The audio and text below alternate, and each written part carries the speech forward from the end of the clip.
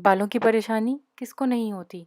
खुश्क बाल हों, ऑयली हो जाएं, डैंड्रफ हो या उसके अंदर ख़ारिश हो या फिर वो गिरते हों और आपको नहीं समझ में आ रही हो कि उनके साथ किस तरह से मैनेज किया जाए, तो मैं आपको आज सॉल्यूशन देती हूँ।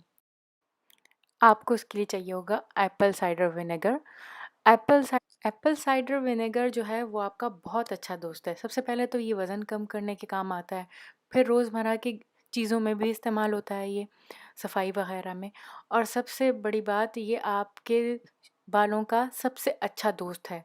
ये आपकी डैंड्रफ ख़त्म करता है, आपकी बालों के जो अंदर चिकनाहट आ जाती है 2-3 दिन के अंदर, उनको ख़त्म करता है। जो बाल जो हैं खुश्क हो गए हैं पॉल्यूशन या कलर्स वगैरह की वजह से, उनको भी ये ठीक करता है और बाल रुकना भी बंद हो जाते हैं। इसके लिए आपको पानी चाहिए होगा, क्योंकि आप इसको डायरेक्टली यूज़ नहीं कर सकते, पानी के अंदर इसको आपने डिज़ोल्व करके इस्तेमाल करना है।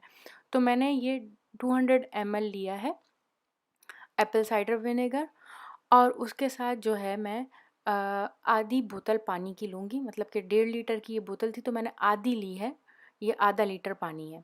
तो आप ये करेंगे कि पानी की बोतल लेके उसके अंदर डायरेक्टली जो है आप इसको एप्पल साइडर को डाल लेंगे और डालने के बाद इसको अच्छे से शेक कर लेंगे। उसके बाद जो है मैंने जो है इस्तेमाल किया एक स्प्रे, क्योंकि मैं पहले जो है उसको डायरेक्टली अपने बालों के अंदर स्प्रे करती हूँ और साथ-साथ मसाज करती हूँ। इससे जो है एक बेहतरीन रिज़ल्ट मिलता है और एक तरह से अच्छी तरीके से जाके ये जो है ना काम करेगा।